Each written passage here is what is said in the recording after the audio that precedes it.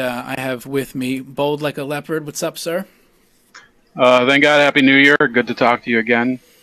Absolutely. So last time you were on here, we talked about the story that you wrote in regards to the basically the sources that Rachel Maddow used for in general, but specifically with one story about when they claimed that Russian bots invaded a Bernie Sanders Facebook page. And you did like a deep dive on use the word journalist, but that guy, it was basically this like lunatic who made up news, would make up fake. I guess he wanted to be like a John Stossel, would make up these like fake reports about gas cards or some government program, and basically we went into that. So this time you've been working on an article. We're going to go over a couple, one on BDS and the other one on the Women's March. So when it comes to BDS, what's basically, because you're not necessarily making an argument for or against BDS itself. I mean, you can do that, certainly, if you want, but more or less, basically, that censorship is not the answer, and so these laws that are popping up are not going to be effective. Yeah, that's correct. So I think people should be free to, buy or patronize any business they want.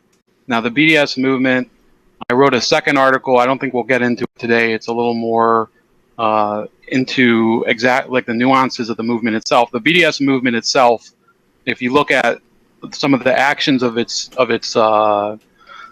proponents, they don't have a real commitment to freedom of speech or civil liberties either. Right. But that's not the point, because as your channel does, as some sectors of the internet do, Andy Worski. And, that's why I like to talk to you guys, even if, people in the audience might not be sympathetic to me or obviously Jewish people. I think you still have to stand up for civil liberties, even for people that you disagree with. So the BDS movement, their approach to what's going on is essentially that rather than armed struggle in order to cause rather than using armed struggle to cause the state of Israel to succumb to basically its opponents, they would use economic pressure and starting at the grassroots level. Now, it hasn't been a success. Part of that is because the Israelis are able to forge ties to some of these other Arab governments that don't necessarily care about the Palestinian cause as much as they used to. Mm-hmm. So it doesn't really matter. People, again, like I say, people can choose to patronize any business they want. But the fact is that what is going on here in the country is some of these politicians, the Lindsey Grahams, the Evangelo Khans, a lot of the people that, if you watch, I know you watch the Styx channel. Yeah. So he has, kind of a fair-minded view of it, which is that these people are basically abridging freedom of speech in order to satisfy both lobbyists for the Israelis and their government too. And full disclosure, I was a soldier in the Israeli army, but also in order to kind of get on the right side of defense contractors, because a lot of these defense contractors have an interest in selling weapons to a variety of countries in the Middle East, including Israel, but also Turkey and Egypt. So what these people think is that they're going to be able to, through this this legislative forcefulness, this overreach, legal overreach, they're going to be able to squash a movement of activists who I don't think are really. First of all, I don't think it's going to stop the movement. They're basically trying to control freedom of assembly in some cases, but I think in the legal sense, what they're doing is they're doing this compelled speech that even Jordan Peterson is talking about, meaning that for certain things that you apply to the government for, especially contracts with state governments, like the state of Kansas is the most updated case where things have come down the pike. So they're essentially saying, well, you have to declare that you're not taking part in this political activity. Well, whether that political activity is valid or not, it is still covered under the Constitution. So I think people are rightly saying, I have a position on this conflict. I don't think it should affect my business with the government if I'm trying to get a contract for, I don't know, painting Sure. fire hydrants or whatever. Hmm. And I think that eventually, and that's what I go through in the article, there are a number of cases where you could actually see that it will likely get struck down either at the federal court level or at the Supreme Court level. How many cases are there, and how many states, like generally, are trying to either pass these or have passed these bills? So I don't know how many states have, but the two that I think have had the ones that are the furthest along would be Kansas and Texas. So I would say that it could be that some of these laws are will be able to skirt the boundaries of constitutionality, but ultimately that's not the point. The point is that you don't basically use a jackhammer in order to hang up a picture in your room. Right. So, you know, if you want to go through it, the BDS movement has been a failure in terms of its goal of causing the changes that it wants.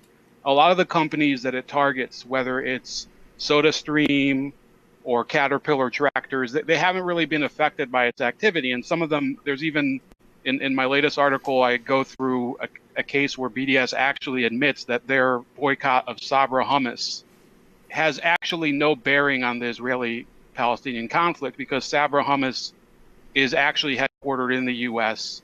and most of its operations and employees don't. I mean, a lot of them are in Virginia or whatever, and the stockholders aren't really Israeli anymore either. So it's kind of like these people are really fighting a chaotic battle. Lindsey Graham and his cohorts, when they support bills like this, they're making up this grand battle against bigotry that in reality, once a lot of these laws get struck down by the Supreme Court, they're just going to get embarrassed.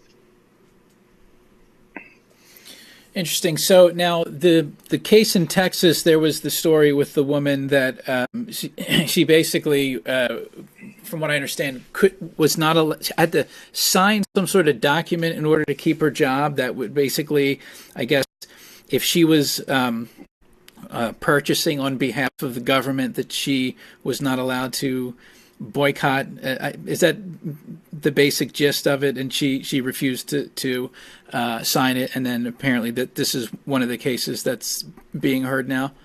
Right. That's the one that Glenn Greenwald has been talking about, and I think I'm not going to say for sure whether she has merit to her case, but I think that one thing that could be left out is that the law covers businesses. If you're a business contracting with the state or a sole proprietorship. So if she was incorporated as a business, and I actually have a link here to legal analysis from Reason magazine. They're a libertarian magazine that says that technically she isn't even covered by the law.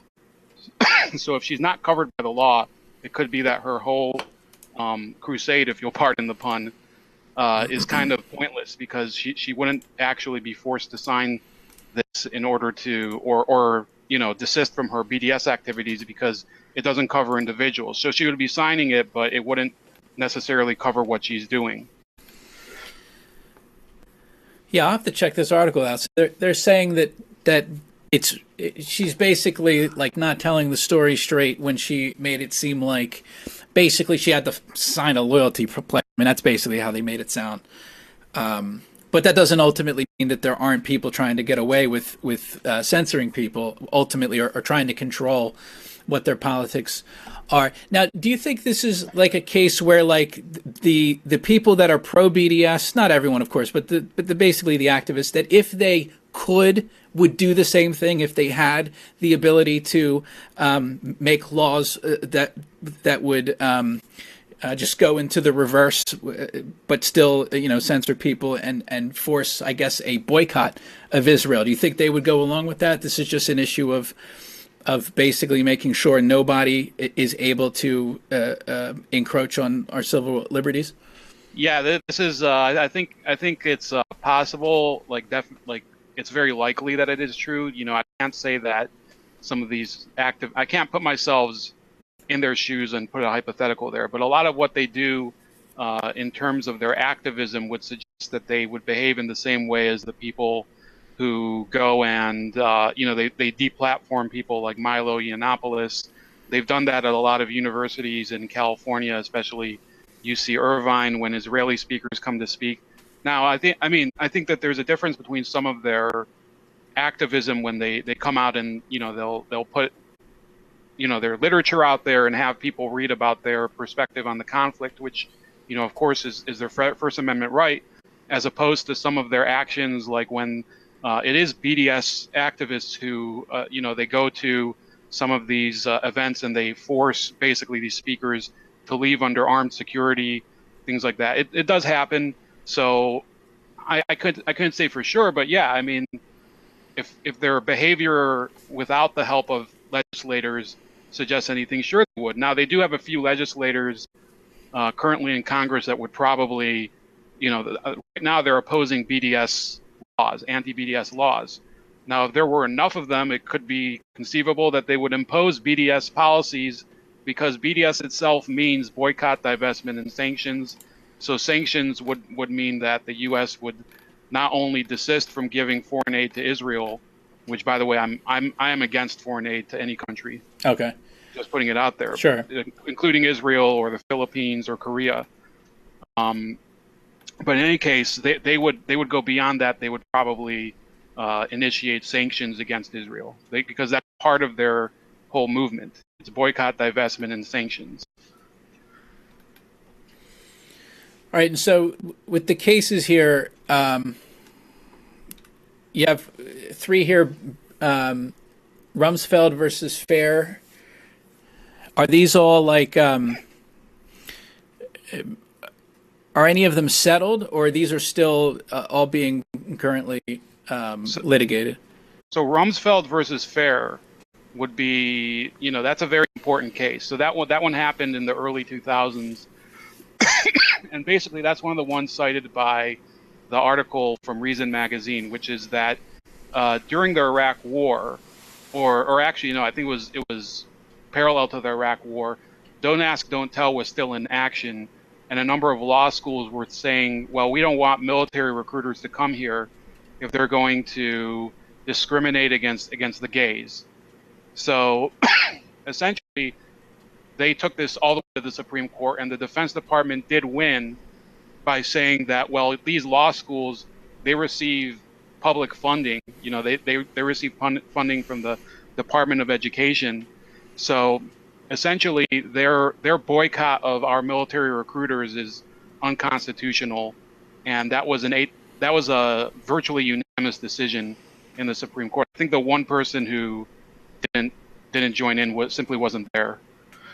So the reason that this could be, I don't really think it'll apply, because we're not talking about the U.S. government being discriminated against by these BDS activists. We're talking about a foreign government in Israel's case. It's not as if Israel, I mean, I know the people in your chat, they'll probably say, well, Israel does fund our education system or something. But, in principle, they don't directly fund the U.S. educational system, and what sustained the government's position in that court case was the Solomon Amendment, which said, schools that accept public funding can't refuse military recruiters. So I don't necessarily think that case applies, and I think it would so therefore I think that the BDS laws would probably be struck down. Okay, and there was a case in Kansas where they ended up changing the law, and so the case was never settled. It was just basically withdrawn. Is that correct?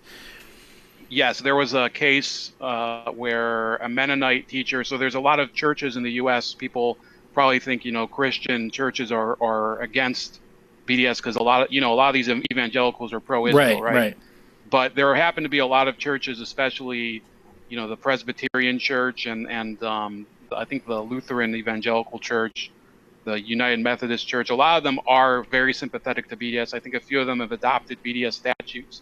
So this Mennonite teacher had had been contracted by the state, and she filed a lawsuit, and eventually a federal judge appointed by Obama was basically saying that the bill's enforcement would be blocked pending his decision, and it was very likely he would have struck down the decision, which, that is basically what I think will be the ultimate outcome if not in the Texas suit, or it'll probably be at the federal level, the appeals court level or the Supreme Court. Okay, and then the third one listed here. So it's Citizens United versus FEC. So what is the argument that basically because Citizens United gave corporations free speech, that excuse me, being a pro-BDS would be covered under that, basically? Well, yeah, it would mean that as long as they're not breaking any laws in pursuit of their, their campaign, they're free to advocate for any cause that they would want. I think that certainly there could be exceptions to the rule. We have, you guys know that NAMBLA keeps trying to reorganize around the country, but they end up committing crimes. They end up trying to facilitate, their weird, pairings. So there's, unless these BDS organizations were to actively pursue some sort of illegal activity, such as literally funding terrorism, I don't really see how they can be denied the same rights as Citizens United or any other super PAC. Interesting.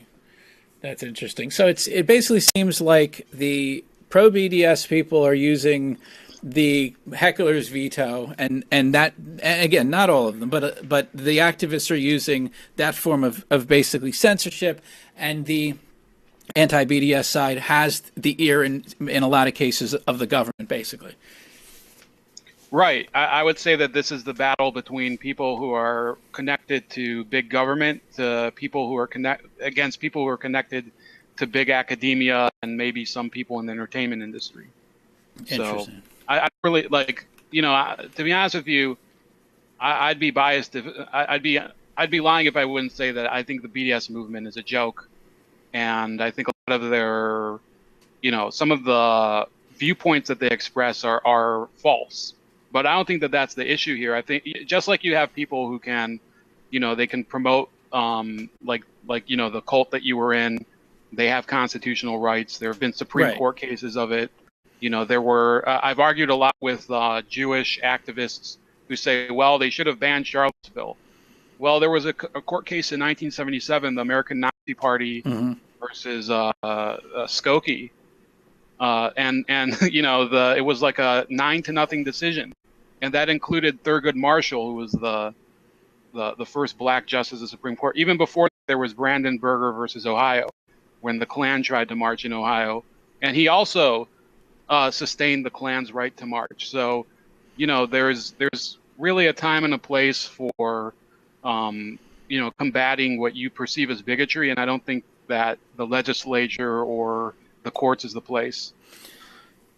Yeah, there doesn't seem to be like the ability for a lot of people to be able to separate the difference between something that they have a position on and whether or not people should be or have their civil liberties violated just because you happen to agree or disagree with a certain position. It's refreshing, but it seems to be like in the minority now.